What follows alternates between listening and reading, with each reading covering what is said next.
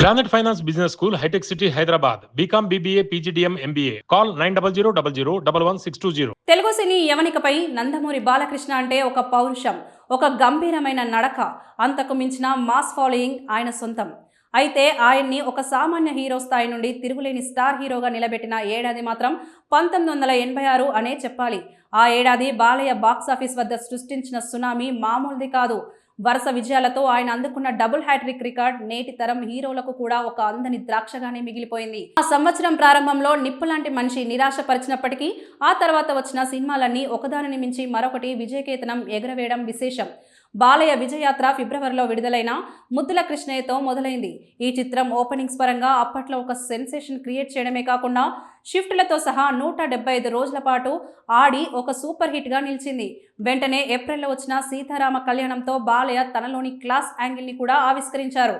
రోజుకు 5 ఆటలతో ప్రదర్శితమై state record సృష్టించిన ఈ సినిమాతో ఆయనకు ఫ్యామిలీ ఆడియన్స్ లో విపరీతమైన క్రేజ్ పెరిగింది. ఆ వేడి చల్లారక ముందే జూలైలో వచ్చిన అనసూయమ్మ గారి అల్లుడు చిత్రంతో బాలయ్య ఫస్ట్ హ్యాట్రిక్ పూర్తి చేయడమే కాకుండా జంట నగరాల్లోని ప్రధాన కేంద్రాల్లో 100 రోజులు ఆడి రికార్డులను చిరునామాగా మార్చారు. ఈ విజయోత్సవం అక్కడితో ఆగలేదు. ఆగస్టులో దేశోద్ధారకుడు, సెప్టెంబర్లో కలియుగ కృష్ణుడు వరుసగా బాక్సాఫీస్ వద్ద కాసుల వర్షం కురిపించాయి. ఈ 2 చిత్రాలు కమర్షియల్గా భారీ విజయాలను అందుకోవడంతో బాలయ్య క్రేజ్ ఆకాశాన్నంటింది. ఇక ఏడాది చివరలో అక్టోబర్లో విడుదలైన అపూర్వ సహోదరులు చిత్రంతో బాలయ్య తొలిసారి డబుల్ రోల్లో నటించి మెప్పించారు. కేవలం 4 వారాల్లోనే బడ్జెట్, ప్రీ రిలీజ్ బిజినెస్ ను రికవరీ చేసిన ఈ సినిమా టాప్ స్టార్ల పోటీని తట్టుకొని మరీ బాక్సాఫీస్ వద్ద నిలబడింది. ఆ ఏడాది ఆంధ్ర, తెలంగాణ, సీడెడ్ ఇలా 3 ప్రాంతాల్లోనూ బాలయ్య సినిమాలు 100 రోజులు ఆడటం ఒక అరుదైన ఘనత.